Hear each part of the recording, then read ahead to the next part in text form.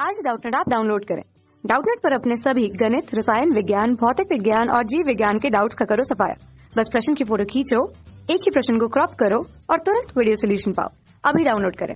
Hello दोस्तों, हमारा प्रश्न है कि पूर्व से पश्चिम दिशा में विस्तृत एक 10 मीटर लंबा क्षैतिज सीधा तार 0.3 × 10⁻⁴ वेबर प्रति मीटर स्क्वायर तीव्रता वाले पृथ्वी के चुंबकीय क्षेत्र के क्षैतिज घटक से लंबवत 5.0 मीटर प्रति सेकंड की चाल से गिर रहा है, तो तार में उत्पन्न विद्युत वाहक बल की दिशा क्या है। ठीक है, तो आइए हम एक चुंबकीय क्षेत्र का क्षैतिज घटक बना लेते हैं। चुंबकीय क्षेत्र बनाएंगे और एक तार बनाएंगे जो कि उसके लंबवत नीचे की ओर गिर रहा है। ठीक है, तो यहाँ पे आप देख सकते हैं ये जो बना हुआ क्या है, चुंबकीय क्षेत्र।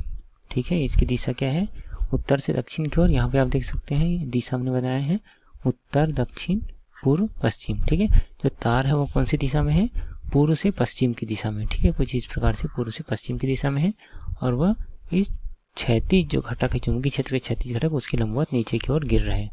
ठीक है, v चाल से गिर रहे हैं और उसका मान कितना दिया गया है, 5 मीटर प्रति सेकंड। ठीक है, 5 मीटर प्रति सेकंड की चाल से गिर रहे हैं। ठीक है, अब क्या बोला गया है कि तार में उत्पन्न विद्युत वाहक बल की दिशा। तो जब हम एक चालक तार को चुंबकीय क्षेत्र में गति कराएंगे तो क्या होता है, उसमें एक विद्युत वाहक बल उत्पन्न हो जाता है।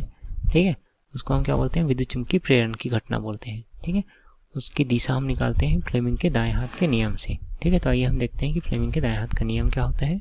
तो फ्लेमिंग के दाएं हाथ के अनुसार क्या होता है कि यदि हम अंगूठा, तर्जनी और मध्यमा को इस प्रकार फैलाते हैं कि तीनों एक दूसरे के लंबवत हो। अब यदि अंगूठा चालक की गति की दिशा को प्रदर्शित करे और तर्जनी चुंबकीय क्षेत्र की दिशा को प्रदर्शित करे, तो मध्यमा चालक में प्रेरित विद्युत धारा की दिशा या फिर विद्युत वाहक बल की दिशा को क्या करते हैं, प्रदर्शित करते हैं। विद्युत वाहक बल की दिशा को प्रदर्शित करते हैं। ठीक है, यदि यह परिपथ पूर्ण होता है तो क्या होता है, उसमें विद्युत धारा प्रवाहित होने लगती है, उसको हम बोलते हैं प्रेरित विद्युत धारा। और यदि वह परिपथ पूर्ण नहीं है तो उसको हम क्या बोलते हैं, प्रेरित विद्युत वाहक बल। ठीक है, तो विद्युत वाहक बल के कारण क्या होता है, उसमें धारा प्रवाहित होता है। ठीक है, तो यहाँ पर हम देख लेते हैं कि चालक की गति की दिशा क्या है, नीचे की ओर है, और चुंबकीय क्षेत्र की दिशा क्या है, उत्तर से दक्षिण, और दोनों की दिशा क्या है, लंबवत है एक दूसरे के। ठीक है, यह है चुंबकीय क्षेत्र की दिशा और ये क्या है, v की दिशा। ठीक है, तो इस पर जो प्रेरित धारा की दिशा आएगी वो कौन सी दिशा में आएगी, ये आएगी पूर्व से पश्चिम की दिशा में आएगी। ठीक है, ठीक है, और इन दोनों के बीच का कोण क्या है, 90 अंश है। ठीक है, तो किधर धारा प्रवाहित होगा, पूर्व से पश्चिम की दिशा में। ठीक है, तो विद्युत वाहक बल की दिशा क्या हो जाएगी, यहाँ पर हम लिख लेते हैं पूर्व से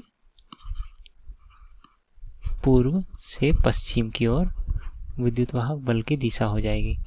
ठीक है, यही हमारा उत्तर है। धन्यवाद। कक्षा 6 से 12वीं से लेकर नीट, IIT, JEE वो एडवांस के लेवल तक 1 करोड़ से ज्यादा छात्रों का भरोसा। आज ही डाउनलोड करें डाउटनेट ऐप या व्हाट्सएप करें अपने सारे डाउट्स 8400 400 400 पर।